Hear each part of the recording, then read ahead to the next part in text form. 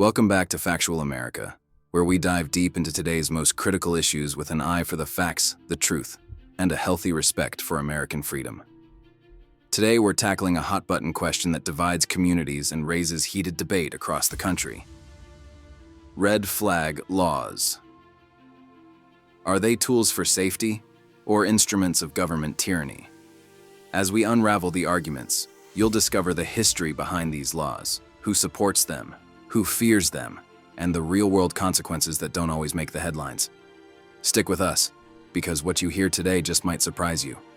Red flag laws, also known as extreme risk protection orders, sound reasonable at first glance. They allow law enforcement, in some cases, even family members or school officials, to petition a court to temporarily remove firearms from someone deemed to be a threat to themselves or others. The idea? Prevent tragedies before they happen. But beneath that umbrella lurks a debate about freedom, due process, mental health, and the right to bear arms, rights enshrined at the very core of the American experiment. Let's start with the basics. Red flag laws have swept the nation in recent years, with over 20 states enacting some version of them since 1999. Most notably, these laws accelerated following high-profile mass shootings, like those in Parkland, Florida, and Santa Fe, Texas. Advocates argue that red flag laws fill a crucial gap, a way to act before tragedy occurs, especially when warning signs are present but haven't crossed the threshold for criminal charges. But here's the first twist. Despite their popularity in polls, sometimes as high as 80% approval, including among gun owners, support drops sharply when people learn the details. Who, exactly, can report? How much evidence is required? What counts as a threat? Suddenly, the waters get a lot murkier, and the conversation shifts from agreement to concern, even fear. Let's talk about who supports red flag laws and why. Many law enforcement agencies advocate for these measures. Officers say they can be a tool for preventing suicides and stopping violent crimes before they occur. A 2018 study showed that states with red flag laws had lower rates of firearm suicides, at least in the short term. Mental health groups often support these laws as well, arguing they give families a lifeline for dealing with a loved one in crisis. But if you peel back the layers, another concern emerges: the law of unintended consequences. Many conservatives and civil libertarians worry that red flag laws might open the door to government overreach. The right to due process, that is, being considered innocent until proven guilty, is a foundational American ideal. Red flag laws often use a lower preponderance of evidence standard rather than beyond a reasonable doubt to temporarily strip someone of their firearms. In some cases, people aren't even present at the initial court hearing. Imagine this: a disgruntled neighbor, a vengeful ex, or a political opponent files a report claiming you're a danger. Suddenly, police are at your door, armed with a court order to confiscate your firearms, often without you even knowing a hearing took place. For some, that's the stuff of nightmares, not safety. For others, it's a necessary precaution. Where's the line between safety and tyranny? Defenders of red flag laws argue these worst-case scenarios almost never happen. They say there are checks and balances in place. Judges must review evidence, and subjects can challenge the order in court, usually within weeks. But critics fire back. By then, the damage is done. Legal fees stack up. Reputation is tarnished. And for law-abiding citizens, the message feels clear. Your rights exist at the discretion of a judge, or perhaps your neighbor with a grudge. Let's dive deeper. One major criticism is the ex parte process, where a judge issues an emergency order without the gun owner present. Supporters argue this is vital.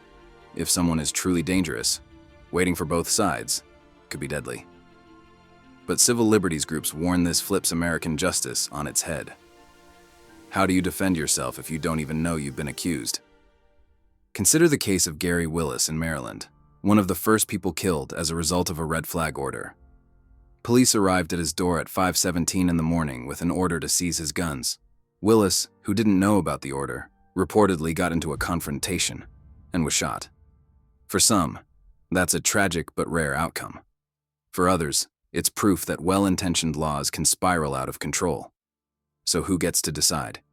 In some states, virtually any concerned person, not just family members, but co-workers or teachers, can file a red flag petition. In others, it's limited to police and close relatives. The standards vary widely from state to state, leading to a patchwork system rife with confusion and, critics say, potential for abuse. Proponents argue that even if there is potential for abuse, the pressing need to save lives outweighs the risks. After all, they ask, how many more Parklands or San Bernardinos do we need before we act? But for conservatives, the question is just as urgent. How many innocent people should lose their rights, or worse, their lives in confrontations with police before we recognize the danger of overreach? There's another layer most people miss: mental health. Red flag laws are often sold as interventions for people in crisis, but advocates and skeptics alike have noted that simply taking someone's guns doesn't treat the underlying issues.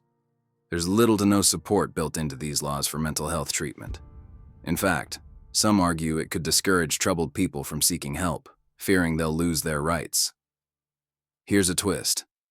Some on the left share conservatives' concerns about how red flag laws are enforced. Civil rights groups warn that these laws can disproportionately target minorities, the mentally ill, or people who don't fit in with mainstream culture. History teaches that every new power handed to government, however well-meaning, can be misapplied. And what about effectiveness? The results are mixed. Some data suggests red flag laws reduce firearm suicides, at least temporarily, and occasionally prevent high-profile shootings. But these same studies also admit it's almost impossible to prove what would have happened otherwise. Meanwhile, there's no clear evidence that such laws reduce overall homicide rates or make communities safer in the long run. So why do these laws continue to gain political support if the benefits are uncertain and the risks so hotly debated? For many lawmakers, it's optics. After every shooting, especially those involving children, there's pressure to do something. Red flag laws offer action, visible steps to address public fear, even if the effectiveness is less clear. But for many Americans, quick fixes aren't enough reason to tinker with constitutional rights. This brings us to a central irony. In seeking to prevent one kind of violence, we risk unleashing another, the slow erosion of liberty by well-meaning urgent government action. History is full of examples where emergency measures lingered far beyond the crisis, morphing into permanent restrictions on freedom. The Patriot Act, Japanese internment, prohibition, all started as temporary solutions. And yet, the desire to prevent tragedy is deeply human. No one wants to see a loved one lost to suicide, or a community devastated by preventable violence. Advocates ask, isn't it our moral duty to intervene before it's too late, even if it means making hard choices? Let's look outside the US for a moment. Do other countries have red flag style laws? Some do, but most have far stricter gun control overall, making the comparison difficult. America's unique relationship with gun rights, rooted in the Second Amendment, means that even well-meaning interventions spark fierce debate. And here's another unexpected angle. Some gun rights activists argue that red flag laws, if they must exist, should come with stronger due process protections, almost like a red flag plus. This version might require clear evidence, immediate notice to the accused, a rapid hearing with full rights to counsel, and automatic mental health support. But will politicians ever settle for compromise when each side treats the issue as a winner-take-all battle? Let's recap. Red flag laws arose from a genuine desire to protect the vulnerable. But beneath the headlines lies a complicated reality, where the balance between security and freedom is harder to strike than it first appears. Supporters see safeguards against disaster. Critics see the slow chipping away of liberty.